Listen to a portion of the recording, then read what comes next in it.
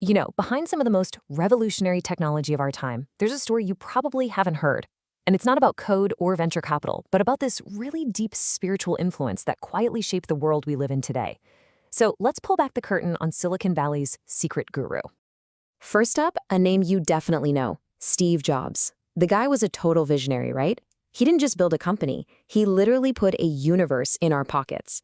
And then you've got Mark Zuckerberg, the architect who built this massive digital town square and completely rewired how billions of us connect and share our lives. So you have these two titans, a whole generation apart, and both of them just fundamentally changed society. So what on earth could they have in common, besides building these giant tech empires? The answer is, well, it's not what you'd expect. It was this man, Neem Karoli Baba, an Indian mystic. He is the really surprising spiritual thread that connects two of the most powerful innovators on the entire planet. So how did this even happen? Let's get into the story of Silicon Valley's secret guru and explore this spiritual link that's woven right into the fabric of our world-changing technology. This whole connection, it didn't just happen by chance. It was a direct chain of influence. Okay, so picture this. It's the 70s, and a young Steve Jobs is searching for direction. He travels all the way to India to visit Baba's spiritual community, his ashram. And here's the thing, Baba had already passed away. But even so, the experience, the whole vibe of simplicity and focus, it just left this permanent mark on him. You can actually feel it in the clean lines and the intuitive design of every single Apple product. It's that whole philosophy of removing what's unnecessary to get to what's essential. Then, decades later, when Facebook was really struggling, Jobs gave Mark Zuckerberg one piece of advice. Go to that same ashram. Zuckerberg did, and he says that journey gave him the clarity he needed to really go after Facebook's mission to connect the world. So who was this man who had such a pull on the tech elite? Let's get to know the figure his followers simply and lovingly called Maharaj-ji. The name itself really tells a story. Maharaj-ji isn't a name, it's an honorific. It means great king. And it was a term of deep, deep reverence for the man who was born Lakshmi Narayan Sharma. But beyond any formal title, his followers knew him by another name, the miracle of love. And this wasn't because of some complex doctrines or anything. It was because his entire teaching was just rooted in this profound, accessible sense of compassion. His philosophy was just so simple and universal that it resonated way beyond the villages of India, reaching all the way to the boardrooms of California. I mean, it's pretty incredible. His entire philosophy can basically be boiled down to just three core ideas: love everyone, serve everyone, and remember God. It's a message that's so direct, so actionable, and just so deeply human. This phrase right here, love everyone, serve everyone, really became his most famous teaching. It's the absolute heart of his message, a call to action that's all about universal compassion. Now, that serve everyone part is embodied in this concept called seva. It's a Sanskrit word for selfless service.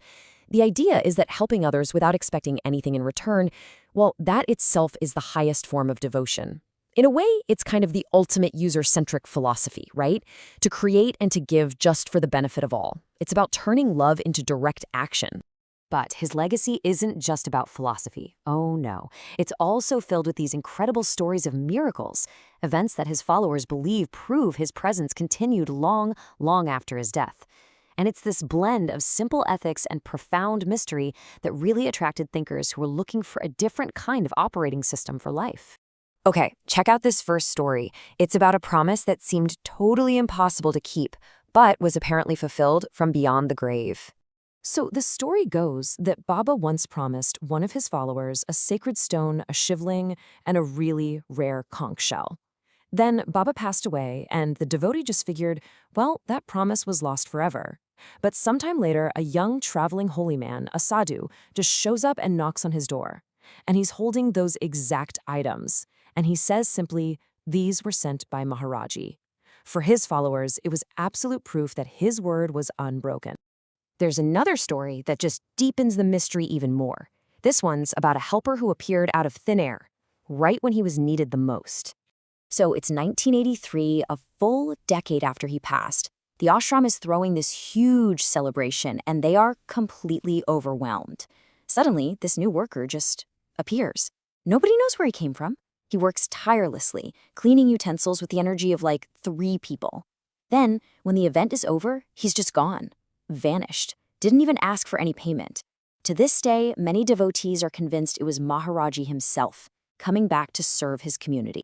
This feeling is just perfectly captured in this quote from another revered yogi who said Baba's death was not a reality. Where can he go? He is alive and will ever remain so. That really speaks to this powerful belief that his influence, his spirit, it's eternal.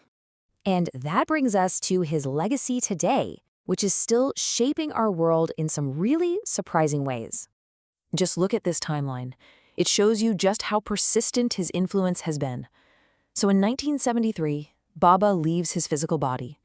Just a year or so later, Steve Jobs makes that critical visit. Then it takes decades, all the way until 2015, for Zuckerberg to publicly talk about his own journey there. And now, today, a whole new generation of leaders, like former Twitter CEO Jack Dorsey, are drawing inspiration from his teachings on mindfulness. That thread just continues, unbroken, right through decades of technological change. And his reach has really expanded far beyond just Silicon Valley. It now includes these huge global figures from sports, like the cricketer Virat Kohli, to entertainment, like actress Anushka Sharma. And all the while, his ashrams continue to thrive as spiritual centers, drawing in new seekers from every walk of life, and making sure his story keeps spreading. So it all leaves us with this one final, really fascinating question. In a world that is so driven by algorithms and artificial intelligence, can the simple, ancient wisdom of just loving and serving everyone still be one of the most powerful forces for shaping our future? It really makes you think, doesn't it?